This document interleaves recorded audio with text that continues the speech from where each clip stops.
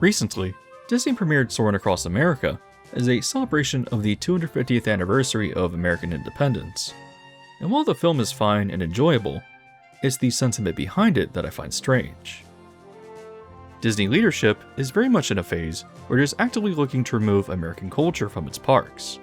I think primarily because it's seen as both partisan and historically problematic, which fair is absolutely true. It's probably a big reason behind why they're trying to dilute the theme of Magic Kingdom's Frontierland by throwing in Tiana's Bayou Adventure, which takes place around New Orleans in the late 1920s. They also removed the Frontierland Shootin' Arcade and are currently paving over the Rivers of America, which, once representing exploration and life on the frontier, is now leading into Disney's new interpretation of the West, which is off-roading inside of anthropomorphic cars. It's incredibly weird and misguided, because, while yes, the Western theme is rooted in a genre with a lot of negative aspects and stereotypes, I still think there's a tasteful way to evolve that idea without going in bizarre and thematically inappropriate directions. That's why the new Soarin' is so strange, because while the film feels tastefully nonpartisan as it flies over American landscapes and cities, the reasoning behind its introduction, again the 250th anniversary of independence, does have a blindly nationalistic subtext, I think made to placate the more depraved side of American society. On the topic of American history and Americana in the theme park division, one of the most intriguing ideas to come from Disney Imagineering is the never-built Disney's America. It was a park that Disney intended to open in 1998, but obviously never came to be for a number of different reasons. The primary factor behind its cancellation was likely the failure of Euro Disneyland, but among resistance from local residents in Haymarket, Virginia, who didn't want the increased traffic that the park would have brought, it also drew a substantial amount of controversy because its theme was based on American history. At the time, the idea made a lot of sense, because under then CEO Michael Eisner, Disney leaned heavily into mixing entertainment and education. This was actually a facet of Disney from the very beginning with the opening of Disneyland in 1955. Early Tomorrowland featured attractions like the Monsanto House of the Future, which taught about how new technology would change the home, or Adventure Through Inner Space, teaching visitors about chemistry and physics by shrinking them down to the atomic level. On a more controversial note, Frontierland contained the Indian Village, which attempted to teach visitors about the life and culture of Native Americans. By today's standards, this looks incredibly ignorant, culturally insensitive, and, in many ways, exploitative of the native people Disneyland employed to run it. But I've covered this in the past, and I was surprised at how progressive it was trying to be for its day. Keep this in mind, because it's something I'll discuss later as part of the Disney Americana problem. For the 1964 New York World's Fair, Disney leaned heavily into education with Great Moments with Mr. Lincoln, which taught about the life of the president and likely stunned audiences with what was probably their first exposure to an audio animatronic, bringing the president back to life. The fair also introduced the Carousel of Progress, which chronicled the development of technology as it affected a quintessential American family that spun through time. Fast forward to 1982, and Epcot's Future World was focused heavily on teaching visitors about history, and using that knowledge to build an inspirational message on where new technology would take us. World Showcase also made an effort to educate Americans about different countries and cultures, and Eisner leaned into this going forward, introducing Disney MGM Studios in 1989, which celebrated filmmaking and was heavily focused on teaching visitors about how it all worked behind the scenes. Granted, this park's opening was driven by wanting to outcompete Universal, which had planned a Florida studio, but this emphasis on educating visitors continued with the opening of the 1996 educational resort called the Disney Institute, the many educational facets of 1998's Animal Kingdom, and even an emphasis on teaching about California history and industry with the opening of California Adventure in 2001. Disney has a very rich past of drawing from real culture, history, and science to create theme parks and attractions. And so, because education and entertainment were intertwined, the announcement of Disney's America made a lot of sense in that context. Can you imagine how that would have aged today, though? Between an entire land dedicated to farming, a ride based on having guests simulate what it was like to operate military weaponry, and even having an attraction based on learning what it was like to be a slave and escape through the Underground Railroad, I have to imagine that the park would have quickly been labeled as controversial. A lot would have changed in those early years, but imagine how it would fare under Disney today, which is obsessed with the iconography of intellectual property. Instead of expanding based on a thematic vision of American history, Disney's America might very well have scrubbed itself of anything it considered even slightly uncomfortable, and replaced it all with the iconography of capital D Disney branding, probably premiering something like its own version of Cars Land.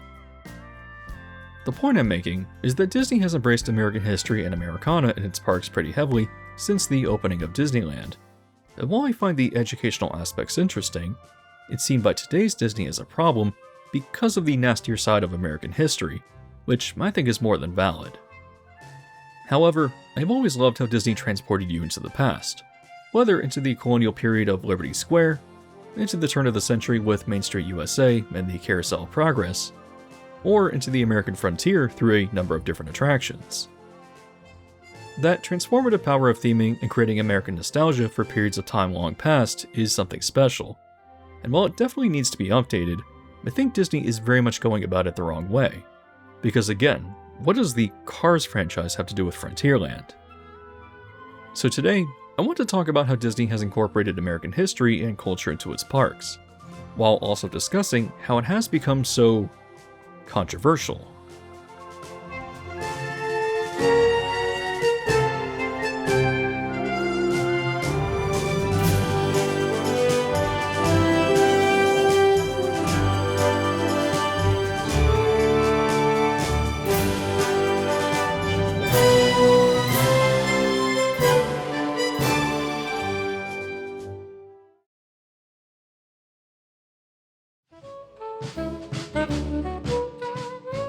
Hey, just a quick favor, but this video took a lot of time and effort to produce.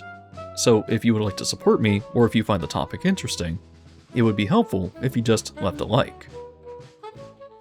When the Magic Kingdom opened in 1971, I think Disney was caught off guard by the common feedback of people asking why Pirates of the Caribbean wasn't in the park. It's reported that they rushed the production of the attraction, and it opened quickly in December of 1973 as an abbreviated version of the one found in Disneyland. However, Disney had never planned for the attraction to go into the park, because they believed pirates would be less interesting in a state like Florida that was already so close to the Caribbean. See Tampa's annual Gasparilla Pirate Festival as an example of why they might have thought that. So, without the intention to build Pirates of the Caribbean, Magic Kingdom was conceptualized with a different lengthy boat ride, known as the Western River Expedition, which would have been part of a larger expansion for Frontierland known as Thunder Mesa. Essentially, it was 3 attractions intertwined in one big expansion, which included a runaway mine train roller coaster and log flume, which eventually inspired Big Thunder Mountain and Splash Mountain. The Magic Kingdom Railroad would also go through a show building, moving alongside the boats in the Western River Expedition, which was conceptualized as the anchor for this expansion. It's unfortunate that it was never built, because I'm sure it would have become an instant Disney classic, but it did manifest in a few different ways. At Euro Disneyland's Phantom Manor, the inverted Frontierland, which has become an earthquake-torn ghost town, probably took a lot of inspiration from the indoor town scenes of this ride. And while I'm not sure if this is true or not, it's reported that the bison animatronics on Living with the Land were originally developed for the Western River Expedition before the project was cancelled. However, what we do know for sure is that some of the scenes for this ride made it into Epcot's now defunct World of Motion, as the stagecoach robbery concept art was translated into the train robbery scene. However, an earlier portion of the ride features what was likely another river expedition concept, which depicts American settlers circling up their wagons and taking cover while being attacked by Native Americans. The scene is played for comedy, as the narrator describes them as traveling the scenic west, but it's obviously an imperialistic perspective, painting the aggressors as goofy but still savage peoples who are attacking white American settlers. It's part of a larger problem with the American Western, often depicting indigenous peoples in aggressive roles, and even when they're peaceful, they're often dripping in stereotypes, like you can see in this Western River Expedition concept art of the rain dance scene. Disneyland, and by extension Magic Kingdom, obviously reflected popular media genres of the time, and the westerns that inspired Frontierland were often filled with prejudiced stereotypes, whether against Chinese immigrants, Mexicans, or, well, Native Americans, always from the perspective of white Americans moving west across the continent through the agency of manifest destiny. I'm actually surprised at how long the normalization of illustrating Mexicans, natives, and other distinct ethnicities as instigators has persisted, because I remember being a really young kid in the late 90s, and in addition to my plastic army men, I recall owning plastic cowboys and Indians, reinforcing that narrative of conflict. I even recall owning a few LEGO sets from the 1996 and 1997 Western theme, which depicted US Army soldiers fighting bandits, but it also had quite a few Indian sets as part of the theme too. And while they were never depicted as fighting the soldiers, you can imagine how kids would play based around the Cowboys versus Indians narrative that only really faded sometime around the mid-2000s or so. Taking into account that the United States engaged in genocide and forced relocation against many native tribes, it's actually bizarre how long this has been normalized. So clearly there's a problem here, and it makes sense why Disney would want to move away from the core elements that make up the Western genre. They already addressed other antiquated elements with the replacement of the auction scene in Pirates of the Caribbean, and I'm also surprised that it took until 2021 to remove the imperialistic perspective of the Jungle Cruise, which once had you dodging attacks from savage natives of the rainforest. I have to imagine that if the Western River Expedition had been built, or if World of Motion were still around today, a lot of these scenes would have been addressed because of the blatant stereotypes that they illustrated. In the intro, I also briefly mentioned the Indian village in Disneyland's Frontierland, but I've actually discussed this already in my video about Disney's role in education and culture. I'll just play a brief clip from that video here to show you what this attraction entailed. When speaking of Disneyland's earliest years though, education played a large role in the park, and an example of this is the Indian village. Now, by today's standards, this does look ignorant or even exploitative, with Disneyland hiring actual Native Americans to perform cultural dances as a form of entertainment. I don't know enough about what was being performed to know whether it was authentic or not, and I can't speak on the feelings of the performers, but despite possible insensitivity, I do believe that the intent came from a good place. While an article on yesterworld.com does confirm that it did have elements that are definitely seen as ignorant or offensive today, for example, gendering the bathrooms using the terms braves and squaws, the village was mostly designed to authentically reflect traditions of various American tribes, and you could purchase real products crafted from tribal vendors. Native Americans were encouraged to share cultural traditions with guests, and one of the performers, Truman Washington Daly, was one of the last speakers of the language Oto Missouri, sharing it with curious guests in the park. Also, in another article from the site, I found an excerpt from the park's early magazine, Disneyland Holiday, that describes the area like this. One of the founding principles upon which Disneyland was designed was the preservation of our American heritage. This principle may be seen in many of the free shows and exhibits in each of Disneyland's realms, and one of the most popular among many free performances is the preservation of Indian traditions and customs in Frontierland's Indian Village. From this excerpt, it's clear to me that a sincere goal of the area was educating Americans on native traditions, and even the phrase, the preservation of our American heritage, implies a reverence for its cultural legitimacy and respect as an element of broader American history. As you can see, while Disneyland's Frontierland was definitely rooted in the Western genre and the stereotypes that came with it, including many facets of the Indian village, it at least attempted to teach visitors about native life and culture, even if its authenticity is called into question in the service of entertainment. It's also notable that Disneyland wanted visitors to connect with a culture that was different from their own, and while the depiction is problematic by today's standards, I still think that this was a genuine attempt at more progressive ideals for the time that it existed. Today, Disney's most recent update to Native Americans in its parks is seen on Disneyland's Rivers of America, which was shortened and modified to open up room for Galaxy's Edge. If you're on the Mark Twain riverboat, the narration describes how an Indian chief is giving a sign of peace, allowing you to pass. And what's important here is how it gives agency to the Native Americans, as it's their land you're passing through. The shaman scene on the river has also been updated, with the narration describing the story about the flute he's telling as being derived from Lakota legend, which I assume must be true. And in the following scene, the people are described as Plains Indians setting up temporary camp along the river, explaining why they're living in teepees. And through that context, working to specifically define what cultural elements you're seeing, rather than mixing together different tribal cultures into one misleading stereotype. I think there are tasteful ways to update the idea of the Western for the modern day, and the attempt made by Disney here is exactly the right way to do it. It's certainly a lot better than throwing in 1920s New Orleans and off-roading with Lightning McQueen. While we're still on the topic of Native American representation, I also wanted to briefly highlight Wilderness Lodge, which I think is easily my favorite Disney resort, and is themed to the American wilderness through the lens of the 19th century. The theming is definitely shaped to be from the perspective of American settlers, as a lot of elements around the resort evoke the idea of moving west, like with the presence of an erupting geyser near the pool, or Territory Lounge, one of Disney's most interesting bars that's themed to the expedition made by Lewis and Clark.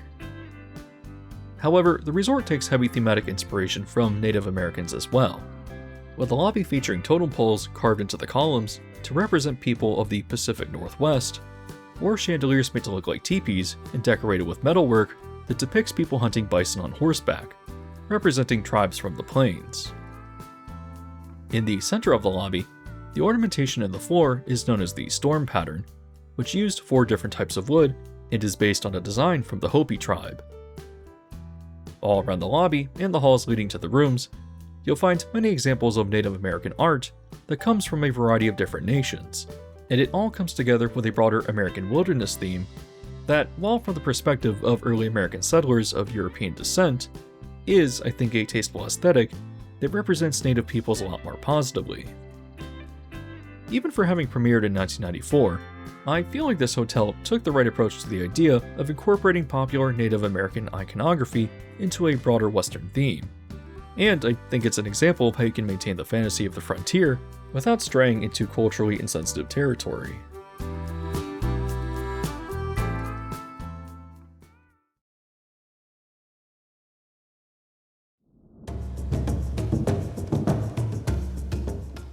At one point in recent history, if you walked over to the American Adventure at Epcot and went into the pavilion, there was a museum known as the Heritage Gallery.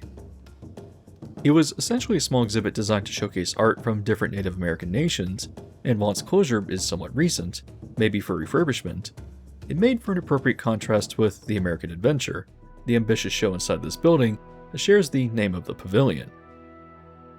The American Adventure chronicles the development of the United States through key moments in its history, and other than its impressive technical effects, what makes the show so notable is just how embarrassingly nationalistic it is. Today, the American 250th is less a cultural celebration and more of a cultural war, lined with undertones of toxic nationalism that most Americans find distasteful, which is why it feels like such a divisive cultural flop. However, in 1976, for the American Bicentennial, the United States had a much more positive association with its own iconography and history, even among its own cultural condemnation of the recently concluded Vietnam War and the resignation of Nixon among the Watergate scandal. The American Adventure was obviously developed during this period when the average American had a more positive and less partisan view of their own country, and while that might sound great, the resulting show is terribly outdated by today's standards, often feeling hokey or even outright ignorant. The show begins with animatronics of Benjamin Franklin and Mark Twain, who converse about the multiculturalism that makes up the United States, which, okay, is off to a good start with a positive aspect of the country. The show then takes you back into the era of early settlers and English colonialism, evolving the narrative that then leads to the American Revolution. The show takes quite a bit of time covering this, and while American history often mythologizes the events that led up to the Revolutionary War, it's usually presented as a fight for freedom and ideals of fair governance, which I think is positive and is definitely a welcome aspect of the show. It then briefly illustrates how settlers began to move west, and naturally, the show has to confront the uncomfortable topic that was the brutality of American chattel slavery. You would think that the show would take a more serious or respectful tone, but let's see what it actually does. Yes, sir, Dr. Franklin. You founding fathers gave us a pretty good start, don't you know? We still had some things to learn the hard way. Seems a whole bunch of folks found out we the people didn't yet mean all the people. Folks like Frederick Douglass. Even amidst the cricket song here along Mark Twain's beloved Mississippi, I hear the noise of chains and the crack of the whip. Yet there is hope. Hope born from the words of Harriet Beecher Stowe. Uncle Tom's Cabin has given our nation a key, which can unlock the slave prison to millions. Anti-slavery is no longer a thing to be prevented. It is grown to abundant, to be snuffed out like a lantern. The way the show glosses over the topic of slavery with some folksy tone that feels almost cheerful is wildly out of place, constructed no doubt out of wanting to avoid the brutality of the topic. Worse, it's followed up with this. Troublemakers like Douglas got us into this mess. He only wanted freedom, not war. Well, listen to my abolitionist brother. What? Pa, he's gonna make a real good Philly Yank. We got a good cause, Johnny Reb.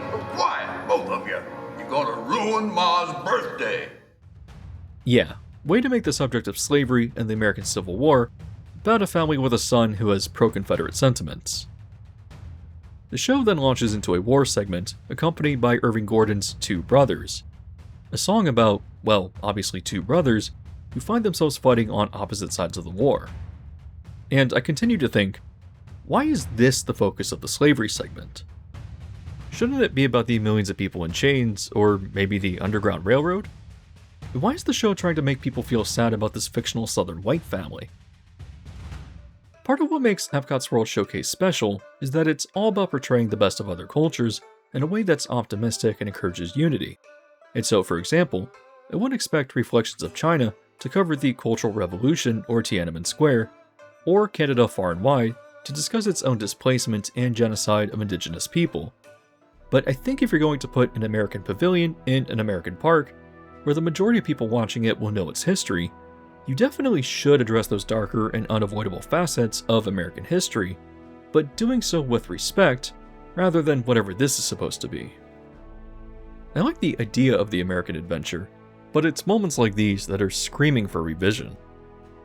For example, if this show survives and gets the changes it needs, it should definitely include Harriet Tubman, who's come to symbolize hope and resistance from this era. Continuing on, this segment concludes with optimistic words from Mark Twain, talking about the end of the war and how a new wave of immigrants are coming in to rebuild the nation. And then this happens. And a new wave of immigrants would help us do it. From around the world they came, these new Americans. 1,000 noble currents, wrote Herman Melville, all pouring into one. Seems there was a new dawn coming for the American adventure. Enough! Enough of your words! Let your new dawn lead to the final sunset on my people's suffering. I hope that all of us may be brothers, with one country around us and one government for all. Meet Chief Joseph, a man who tried and failed to escape with his people into Canada to avoid forced relocation from the US Army. And here, Disney Imagineering wrote dialogue about how his people were treated like outlaws and shot down, and yet he's just like, oh man, I wish we all could have lived peacefully together. I get that the topic of Native American genocide is uncomfortable, and Disney of early Epcot wanted to avoid diving into it, but the oh shucks, wish we could have gotten along line delivery is just as downright disrespectful as the Civil War segment. The show should not linger on the sins of the past, but it should at least portray them seriously, because by trying to avoid the topic, the tone almost comes off as comedic. On a more positive note, the American adventure moves on to the 1876 Centennial Exposition in Philadelphia, and it begins with Susan B. Anthony making a speech advocating for women's suffrage. Mark Twain then begins bantering with Alexander Graham Bell and Andrew Carnegie, who talk about all the inventions on Showcase, and they even mention a young Thomas Edison. The show moves on to showcase a montage of inventions, introduces an animatronic segment with Teddy Roosevelt and John Muir as they talk about establishing national parks, It then transitions into World War I, where footage plays of planes shooting each other out of the air. This is followed by Charles Lindbergh flying from New York to Paris, and then the 1929 stock market crash and the beginning of the Great Depression. The next animatronic scene is heavily inspired by a famous 1939 Depression-era photo of poor men sitting in front of a gas station, which was shot by Dorothea Lange. The scene here is a bit different, and has the characters bantering about the price of apples, but they're interrupted by the radio as FDR pops up on the left side of the stage, quoting a small portion of his first inauguration speech, and bringing a sense of optimism to the bleak economic reality of the time. The radio then transitions to Roy Rogers, and he appears on the other side, who essentially criticizes the US government for its isolationism. As he concludes, FDR's speech about the attack on Pearl Harbor begins to play, and the gas station scene retreats into the stage, revealing Rosie the Riveter and another woman as they work to repair a submarine, showing the role that women played in domestic war production as men went off to fight World War II. As this scene concludes, the film begins to show the conclusion of the war as the song Golden Dream plays, an incredibly sappy piece written for the show about the American spirit. For the next 4 minutes, the film plays through significant cultural and historical moments of American history up through the present day, while also highlighting important Americans who made an impact. This ranges from John F. Kennedy, to Martin Luther King Jr., to George Lucas, to Jim Henson, and to really any other men or women who made significant contributions to American culture. That is, until the very end, because this film was last updated in 2018 and features Mark Zuckerberg, which I would like to dig into as an awful person, but I guess he's overshadowed by Elon Musk, who literally took the stage and gave a Nazi salute a few years ago.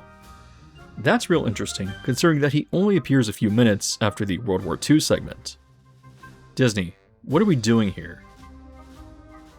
The film finally transitions into fireworks among the Statue of Liberty, which results in one last stage effect as the torch raises up with Benjamin Franklin and Mark Twain standing at the railing. For the next 2 minutes, they reminisce about the journey the country has taken and the progress it has made. And then, Mark Twain warns about the complacency of success, and how subsequent generations of Americans will need to continue working to build a better country. Honestly, not too bad of an ending, but I think it's clear why the show needs to make some changes. I actually think that the majority of it is fine, it could stay as is, but the Frederick Douglass and Civil War segments are what need to change the most, along with rewriting the dialogue for Chief Joseph. The rest of the show can still acknowledge the more positive aspects of US history and culture, but maybe should tone down the naive and hokey patriotism, because I think there's a lot of good ideas here, but the show needs to be brought up to contemporary sensibilities instead of being stuck in ignorance from 40 years ago.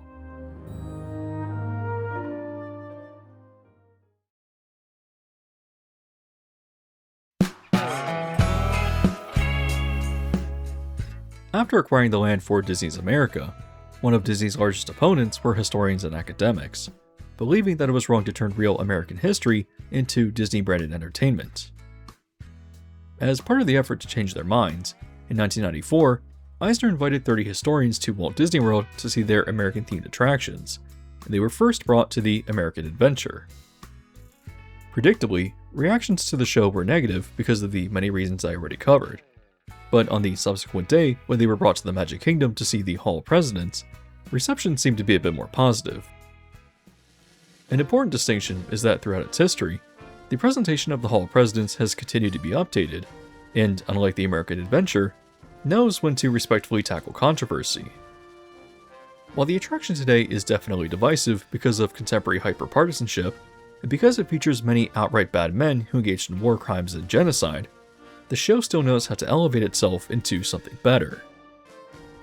It focuses on moments like George Washington choosing not to run for a third term and giving up power, even though he likely would have won another election.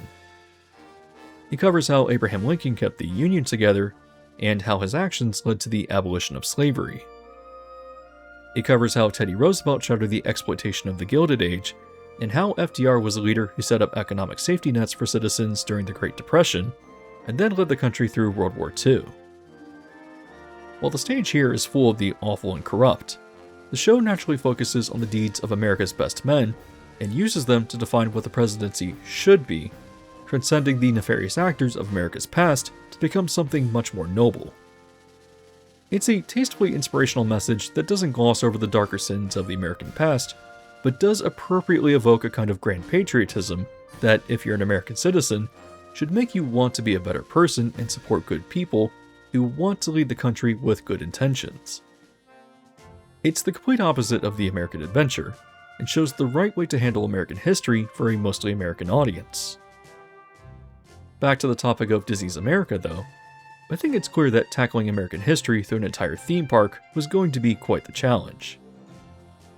The plan was to build a resort with hotels, shopping, and of course the theme park, just outside of Haymarket, Virginia. Part of the reason for the chosen location was that it was just a few miles from the Manassas battlefield of the Civil War, but was also approximately 35 miles from Washington, D.C., making the park the perfect complement to tourists who wanted to tour the battlefield or the Capitol. I recall learning about this park nearly a decade ago, and hearing that Disney wanted to do guided bus tours and day trips to these sites. But while I haven't found anything to back this up in my research about the park as I write this script now, I think that actually would have been a great idea, and I'm sure was more than plausible. As for the park itself, guests would first enter its version of Main Street, known as Crossroads USA.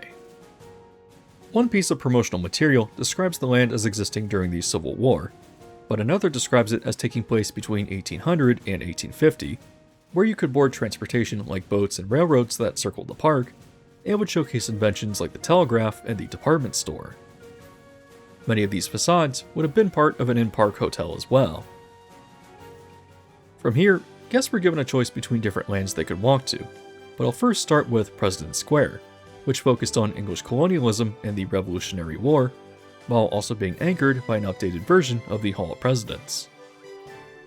Another land would be known as Native America, taking place between 1600 and 1810, and would have been built around a recreation of a village from the Powhatan tribe, which once inhabited this area of Virginia.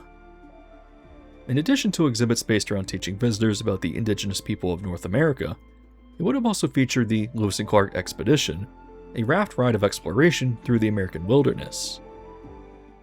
The next land of the park was the Civil War Fort, where inside, park guests would be literally put into the middle of a battle by standing inside of a Circle Vision 360 theater, and outside the fort, there was an open field where Disney claimed they wanted to have Civil War battle reenactments. In addition, the fort was located along the park's central lagoon, where every night, their end-of-the-day spectacular would depict a battle between the USS Monitor and the CSS Virginia, recreating the first historical battle between ironclad ships. On the other side of the lagoon, if you went left out of Crossroads USA, the next land was a large indoor pavilion called We the People, designed to look like the immigration building from Ellis Island, and featuring what Disney described as a multimedia attraction, covering topics like immigration, the Vietnam War, and slavery. Moving forward through this side of the park, you would enter Enterprise, an industrial city taking place between 1870 and 1930, showcasing inventions and industry. Its main attraction would have been a roller coaster called the Industrial Revolution, taking you through different buildings in a mill, and ending in a close encounter with molten steel. Moving to the next land, it was designed like an Air Force base and called Victory Field, evoking a sense of existing during World War II. Promotional material talks about having guests parachute out of planes, driving tanks, and operating weaponry, and what I assume must have been a series of simulators. The land also aimed to teach visitors about military history and the soldiers that fought in US wars, although there's no indication whether this would be a walkthrough, a show, or a ride. Adjacent to Victory Field would be the State Fair, a land based on Depression-era small-town America, which would have been the park's budget land, throwing in generic flat rides and a wooden roller coaster as a throwback, and allowing guests to watch a baseball game that would occur throughout the day. Actually, speaking of budget lands, the final area of the park would have been the family farm, which would allow guests to see how crops were harvested, and they could milk a cow. They could also dance at a country wedding or enjoy the country buffet. It's clear that while the ideas behind Disney's America were interesting, this was definitely going to be a budget park, because who was really going to be here to ride a Ferris wheel, pet farm animals, or watch a baseball game?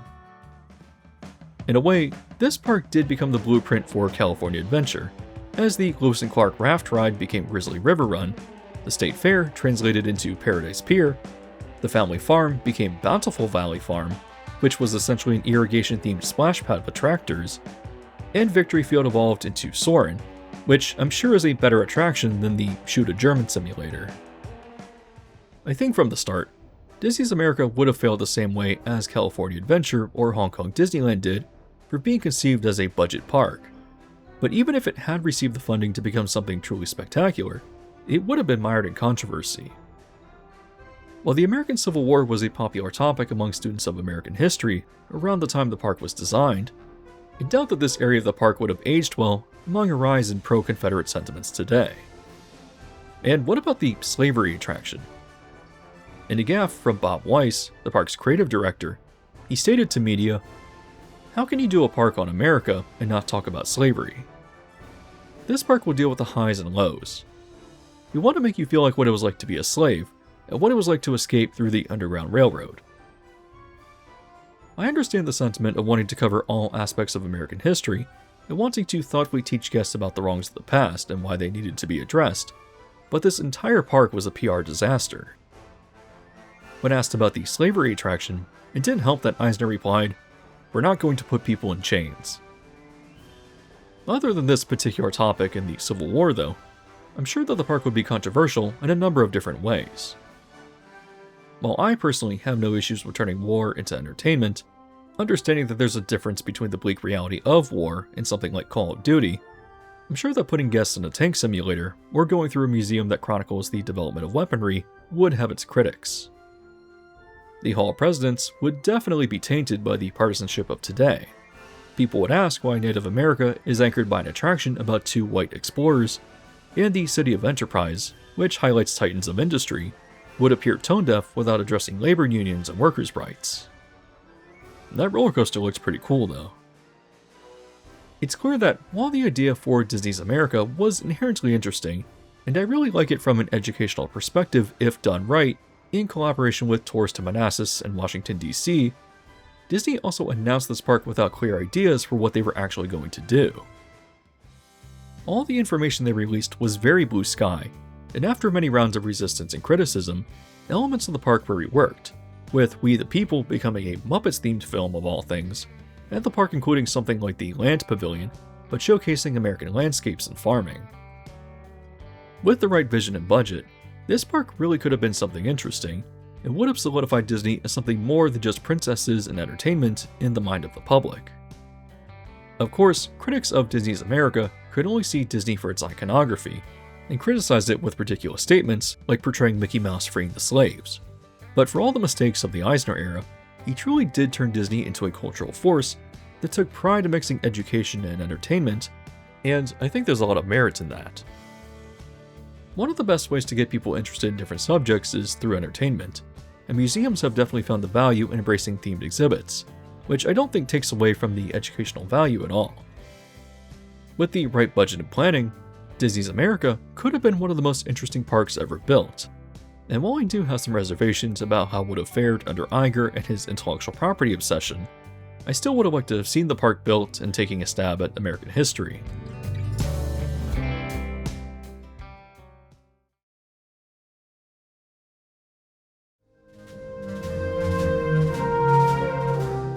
So far, I've presented a lot of criticism about how Disney has incorporated American culture and history into its parks.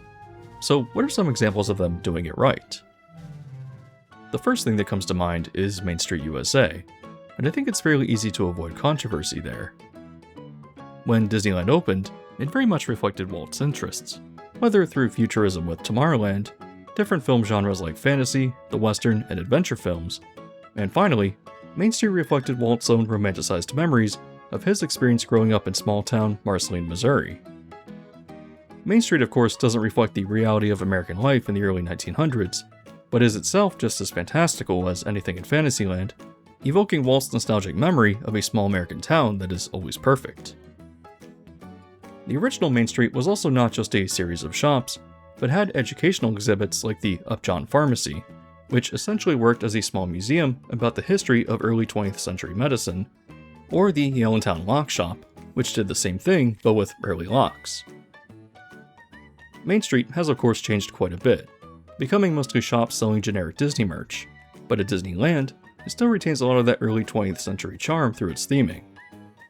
At Magic Kingdom, the same can't really be said, as a lot of the theming continues to get stripped back, and there was even a rumor at one point that Disney wanted to completely retheme this area, turning it into Mickey Avenue, the generic shops you'll find at Shanghai Disneyland with a vague animation theme. It makes sense there for a Chinese audience who has no connection to Americana, but that would be absolutely crazy in the Magic Kingdom. It sounds too insane to even be true, but I also thought that something like the Rivers of America was untouchable, and look what happened there. It's actually a huge loss in terms of American theming, because it had so much potential that it wasn't delivering on. What should have happened is that the river should have been updated and even added a second ship, maybe something like the Columbia at Disneyland, because there, traveling the river is a wonderful showcase of the West and the wildlife of North America. The ships are fairly popular there, and you might have even caught my video on Mine Train Through Nature's Wonderland, an old Disneyland attraction that took you through various landscapes, almost like a North American jungle cruise. It seemed to be a well-liked attraction that proved to be successful, but it was likely replaced by Big Thunder Mountain because of its low capacity, and because Disney wanted another roller coaster in the park. I think that a lot of parkgoers still enjoy slower and more scenic rides, and on Magic Kingdom's Liberty Bell Riverboat, there just wasn't much to see because it was never updated. I very much think its popularity would have shot up if Disney had just bothered to add more animals and western scenes along the river, and a pathway leading behind it could have still transitioned into Villains Land and whatever Cars franchise nonsense that they still want to do. It's not just the scenery of the river that was lost though, but also Tom Sawyer Island, a fantastic attraction that transported you into the American wilderness. I think it had some cultural value in being based on Mark Twain's Tom Sawyer, although I doubt most people are familiar with it, but it didn't really matter, because it felt like stepping back in time to the mid-1800s, and it just allowed you to explore and discover what was around the island and in the caves. Perhaps Disney of today thought it was inappropriate, filled with controversial language like the moniker Injun Joe, but it's been well established that a lot of this language was used ironically, and Twain was very much a non-prejudiced progressive of his time. The bridge connecting the second island also featured Fort Langhorne, which I suppose might be dicey, because it could be associated with American conflict with indigenous people, but there were definitely other ways to easily recontextualize this. Think back to the Lego Western theme of the Army versus Bandits, and something like that could have been done here. One of the most interesting tidbits of Disney history is that in the very early years of Disneyland, Walt wanted to expand Main Street USA. To the east, it would have transitioned into a small land called Liberty Street, which would have been filled with buildings emulating America's earliest colonial-era cities. It was also going to feature an attraction called One Nation Under God, which would have been a wax museum featuring US presidents. Of course, this idea was later recycled for the World's Fair, but because audio animatronics were such a new technology at the time, it was scaled back to Great Moments with Mr. Lincoln, and after the conclusion of the fair, it was brought back to Disneyland and added to Main Street. I won't go over that original version, but today, the show illustrates Abraham Lincoln's upbringing and political career, and while the show isn't really controversial in any way, when it gets to the Civil War, I still can't help but laugh at the two brother segments from the American Adventure that they stuck in here. The attraction concludes with the unveiling of the Lincoln animatronic, who stands up and gives an address, made up of different excerpts from famous speeches that the real Lincoln wrote. Liberty Street, of course, also later evolved into Magic Kingdom's Liberty Square, a land that I find to be underrated. I already discussed why I like the Hall of Presidents, but I also enjoy the theming of the Liberty Tree Tavern, which is made up of different dining rooms themed to different early American figures like Paul Revere and Benjamin Franklin. I think the Thomas Jefferson room could definitely be considered distasteful, because while he certainly had a significant influence on American history, there's also the issue of him likely fathering 6 children with Sally Hemings, who he owned as a slave. I think it's appropriate to retheme this room to feature someone else, but otherwise, I think the theming is quite interesting here. Returning back to early Disneyland history, a different idea for another offshoot of Main Street was Edison Square, which would have reflected an industrialized America. Its single attraction was a show called Harnessing the Light, where guests would move from room to room, jumping every 20 years to see how technology advanced. Obviously, this became the Carousel Progress for the World's Fair, and after having existed at Disneyland and now Magic Kingdom for over 60 years, Disney is now completely redoing the attraction and changing every single scene. A big part of its appeal to me is how it transports you back to older eras of American history that the new version just can't replicate, but I think part of the reason that Disney wants to change it is because they see its content as controversial. If you go back to that original version from the 1960s, it's surprisingly misogynistic. That's right, folks. Now Mother has time for recreations like canning and polishing the stove? Okay, Mother. You just iron the wrinkles out of my shirts.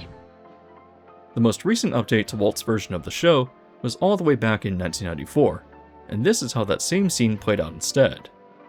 Sarah sure gets to the core of the apple. But we do have this new wash day marvel. Now it takes me only 5 hours to do the wash. Imagine, it used to take 2 days. Well, that's right, folks. Now Sarah has time for other things like canning and cleaning the oven. Yes, dear. Ovens don't just clean themselves, you know. I know, dear. And they probably never will. Now, if you'll excuse me, I've got to get the laundry off the line before it starts raining cats and dogs. The difference is interesting, because this more recent version reflects a very 90s Hollywood attitude about how family men are portrayed in film. Instead of bossing their wives around, it's the women who do the bossing instead, which I think was intended to give them agency as homemakers over their idiot husbands, but at the end of this, they're still doing all of the work. It's an outdated dynamic, and then you have something like the scene where John's son is oogling a belly dancer using his stereoscope, which feels perverted, and again, is a form of humor that just does not resonate at all today. I think there were definitely ways to tastefully update this version of the Carousel Progress without changing the first 3 core time periods, which do offer insightful looks into these eras of American history, but I'm at least optimistic that Disney will handle the completely new and revised version of the show tastefully.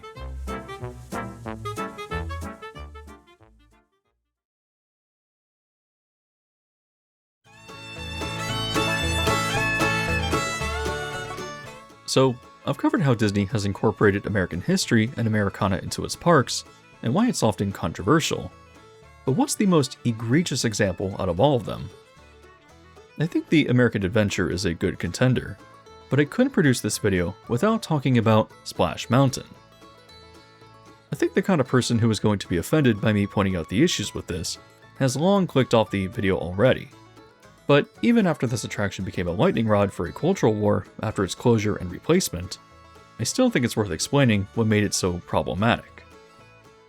To summarize, in 1946, Disney released a film called Song of the South, which was part live action, featuring a storyteller named Uncle Remus, and part animation, where he told the stories of how Brer Rabbit tried to escape Brer Bear and Brer Fox. The film itself was controversial because of how it portrayed African American stereotypes, and had many of these characters serving a family on a plantation, even though it takes place after the emancipation of the slaves. Essentially, it tries to romanticize slavery as if it were the antebellum period, even though it does take place during the Reconstruction era. However, the stories of Brer Rabbit we know today come from Joel Chandler Harris, an author and journalist who worked on a plantation as a teenager, absorbing the stories of the slaves he spoke to. It's believed that a lot of these stories came from Africa, and were handed down orally generation to generation. But what Harris did was create a fictional storytelling character, Uncle Remus, and modify these stories to publish them, from which he profited. One perspective is that, if not for him, these stories wouldn't have survived as part of African American history, but they were adapted to be read by a white audience, and Uncle Remus is just a bag of harmful stereotypes. Despite being warned not to do so, Walt Disney still went ahead and used some of these stories to produce Song of the South in what I think was more naive airheadedness than anything malicious, but the controversy was still there. When the Disney company under Eisner wanted to build a log flume for Disneyland in the 1980s, they were also looking for an avenue to reuse animatronics from America Sings, a rotating theater attraction that replaced the Carousel Progress when it left Disneyland for the Magic Kingdom. This attraction featured patriotic singing animals conveying classic American tunes, which despite debuting in 1974, was meant to celebrate the American Bicentennial in 1976. When conceptualizing the long flume idea, it was decided that these animatronics could be blended into a theme based around Song of the South, telling a series of stories about how Brer Rabbit continues to escape the traps of Brer Bear and Brer Fox. It's a weird marriage, but aesthetically it worked. Part of the reason the Splash Mountain re-theme got so much resistance is not just because it became the crossroads for an American cultural war, but many people also grew up loving the attraction, but had no idea it was even based on a film or literature. If you watch Song of the South today, the harmful stereotypes it portrays are lost on contemporary audiences, and the ride itself didn't even feature Uncle Remus, but rather just the animated stories, which again, most people didn't even know existed, and just kind of assumed it was an original attraction along the lines of Pirates or the Haunted Mansion. Still, that doesn't change the fact that it's rooted in a modified interpretation of old African stories and the controversy that comes with that, or that it's an adaptation of a film that Walt Disney knew was insensitive, but went ahead and made anyways. Its replacement, Tiana's Bayou Adventure, actually fixes a lot of issues that Splash Mountain had that culture war zealots will never acknowledge. But it's still a bit of a mixed bag, because for all the great stuff that the ride does, there are just as many areas that fail to live up to the standard you want from Disney. It's still better than I expected from Disney at the time, especially considering that I agree that Splash Mountain's re-theme was necessary, but there was definitely a better way to execute this.